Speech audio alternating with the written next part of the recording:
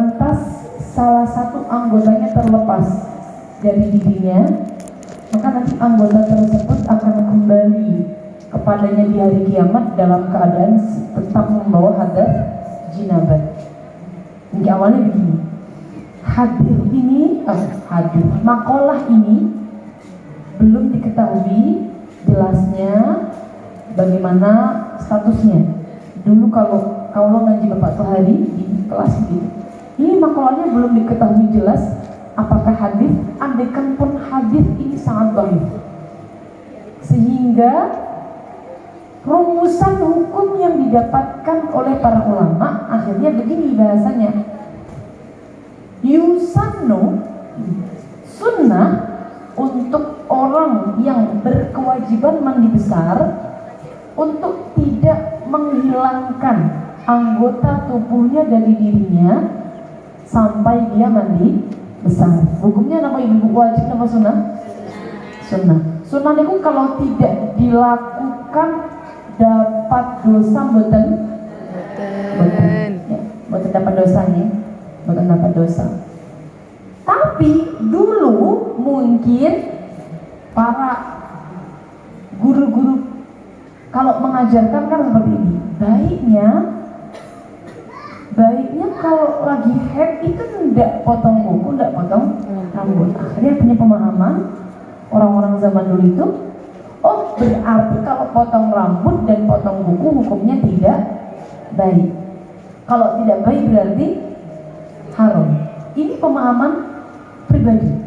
Kalau lihat teks ibarat yang betul, lihat teks dari keterangan para ulama yusannu, bahkan sebagian menggunakan lafaz yang bagi itu sebaiknya, tidak nyampe apa namanya, tidak nyampe di lebih, yusannu kan lebih sunnah gitu, di sunnah itu sebaiknya seperti itu.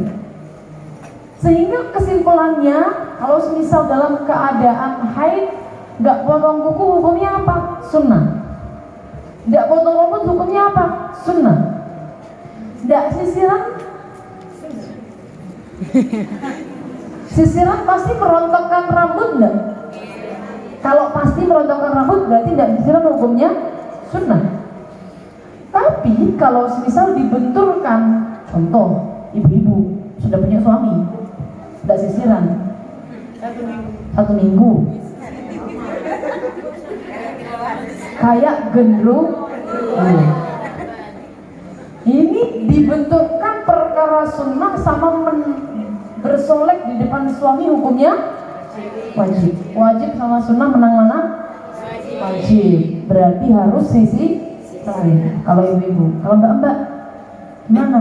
Ya sembarang, berserah. Mau ikut sunnah baik. Agak kuat saya, banyak tumonya. Santri. Banyak tumonya biasanya. Kutuknya, banyak kutunya. Ya silahkan, nggak apa-apa. Menyalahi kesunahan, tidak melakukan kesunahan. Ibu-ibu sholat duha sunnah nama badan? Sunnah. Tidak sholat duha haram enggak? Dosa enggak? Sama dengan itu. Enggak potong kuku, enggak potong rambut mendapatkan kesunahan. Kalau potong rambut ya berarti tidak mendapatkan kesunahan. Tapi tidak dapat apa-apa. Tidak dapat dosa, tidak dapat. Dia hanya tidak dapat kesunahan. Munten maut. Kalau keramas niku harus tapi loh. Keramas niku tidak selalu merontokkan rambut. Keramas niku kalau misal dia cuma begini doang, bersih-bersih, tidak sampai begini, tidak sampai bawa sisir, itu insya Allah tidak akan merontokkan rambut. Maka hukumnya tidak, tetap bisa jadi sunnah. Bahkan kalau jadi butuh wajib keramasnya, bau nanti suaminya pergi. Apalagi nifas.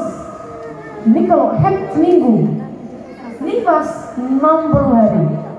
Dibayangkan mawon, andai kan mau ikut yang mengatakan tidak boleh keramas untuk orang nifas dan haid, pusing kayaknya. Masa habis lahiran nggak boleh keramas selama 60 hari, nggak boleh potong kuku selama 60 hari. Coba. Anaknya mau bagaimana nanti? Makanya. Jadi kalau apa namanya, kalau mau hukum itu yang konsisten teman-teman. Kadang-kadang kan kalau head ikut yang ini, kalau nifas ikutnya beda lagi, nggak boleh ibu-ibu. Nih, hukumnya begitu memang. Hukumnya sunnah, kalau tidak dilakukan berarti menyalahi kesunahan. Nonton. Tuh. Ngumpulkannya wajib betul. Kalau sisiran dikumpulin, kan? Wajib betul. Mengumpulkan rambut ini sebenarnya bukan kaitannya dengan head ibu-ibu, tapi kaitannya dengan rambut itu adalah aurat. Aurat ketika nempel, apakah ketika terlepas tetap aurat? Nah, niki ulama khilaf, makanya dianjurkan tetap dikumpulkan. Tapi nyatanya sampah terbanyak di Pondok Putri itu adalah rambut, di pojok rambut, jeding rambut, selokan rambut, semuanya penuh dengan rambut. Nah itu kalau nggak head, rambutnya disempel kemana-mana, head dikumpulin. Seharusnya kalau permasalahan rambut ini yang terkaitannya dengan aurat, head dan tidak head hukumnya sama saja, harus dikumpulkan. Bentar. Kalau sudah dikumpulkan wajib nggak disucikan saat mandi besar? Wajib betul? Betul. Jadi kalau pas mandi besar yang harus disucikan yang nempel, yang udah kelepas betul. Ibu-ibu kalau ibuknya jatuh disimpan nggak? Bulu mata ibu, bulu mata. Bulu mata. Ah, bulu matanya jatuh. Harus disimpan. Masa nonton kan gang ibu-ibu ya pasti biasanya langsung dibuang. Apa bedanya bulu mata dengan rambut? Sama-sama rambutnya, bedanya rambutnya tumbuh di sini kecil, satunya tumbuh di kepala panjang. Sama-sama rambut, tapi yang satunya kalau pas head tidak diurus, yang satunya diurus. Yang satunya harus disucikan katanya, yang satunya nggak mau disucikan. Mestinya kalau pakai hukum harus satu paket. Jadi sebenarnya hukumnya tidak disucikan. Yang disucikan yang nempel. Yang nempel wajib dibasuh, yang sudah terlepas tidak wajib dibasuh. Maksudnya ini sebenarnya hukum meringankan untuk kita para kaum wanita. Gimana, Soleha? Sudah paham ya? Ibu-ibu semuanya gimana? Sudah puas jawabannya? Ada yang mau bertanya lagi? Oh, gimana nih, ada satu yang mau bertanya? Satu mawon. Ah, ini terakhir, berarti husnul khotimah. Silakan maju yang pakai cadar hitam, silakan. Ini mungkin bisa sesi, takutnya